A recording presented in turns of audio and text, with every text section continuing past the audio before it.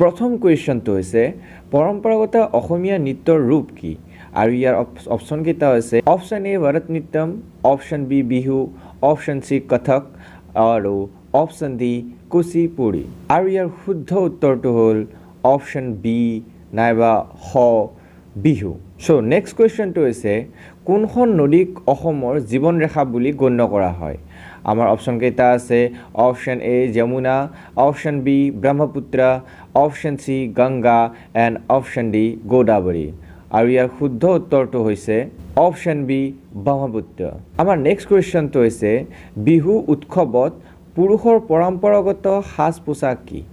আৰু ইয়াৰ অপশ্যন কেইটা আছে option A dhoti kurta, option B sherwani, option C lungi and option D pheran আৰু ইয়াৰ শুদ্ধ উত্তৰটো হৈছে অপশ্যন এ ধুতি কুৰ্তা। আমাৰ 4 নম্বৰ কুৱেশ্যনটো হৈছে গুণগত মানৰ বাবে পৰিচিত পৰম্পৰাগত অসমীয়া ৰেচমক কি কোৱা হয়?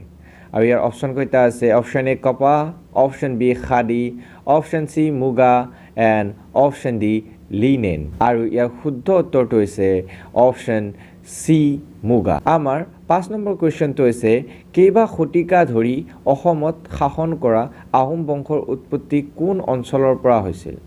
আৰু ইয়াৰ অপশ্যন কেইটা আছে অপশ্যন এ তিব্বত, option B Mongolia, option C চীন এণ্ড অপশ্যন ডি থাইলেণ্ড আৰু ইয়াৰ শুদ্ধ উত্তৰটো হৈছে অপশ্যন এ তিব্বত। আমাৰ নেক্সট কুৱেশ্যনটো হৈছে কোনটো উৎসৱত অসমীয়া নৱবৰ্ষ উদযাপন কৰা হয়?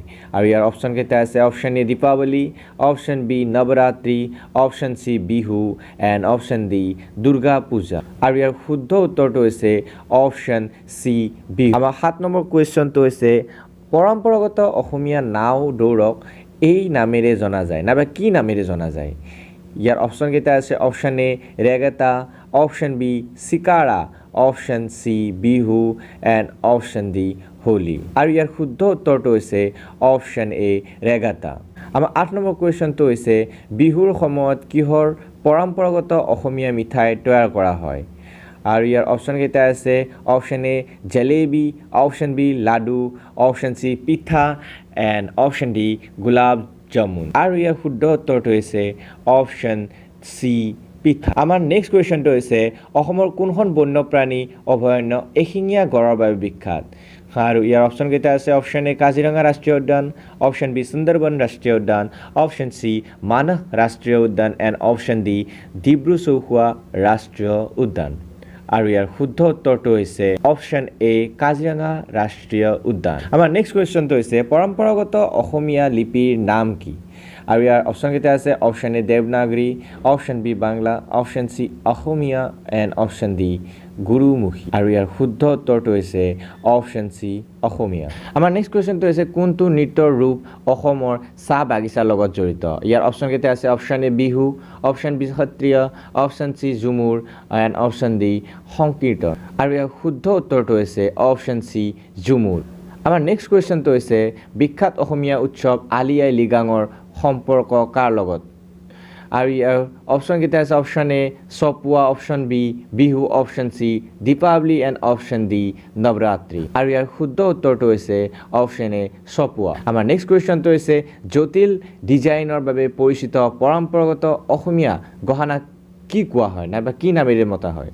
আৰু ইয়াৰ অপশ্যন কেইটা হৈছে option A Kundan, option B Meenakari, option C Assam লক এণ্ড অপশ্যন ডি মন্দিৰৰ গহনা আৰু ইয়াৰ শুদ্ধ উত্তৰটো হৈছে অপশ্যন চি অসম লক। আমাৰ নেক্সট কুৱেশ্যনটো হৈছে মাজুলীত পালন কৰা পৰম্পৰাগত নাও দৌৰ মহোৎসৱৰ নাম কি?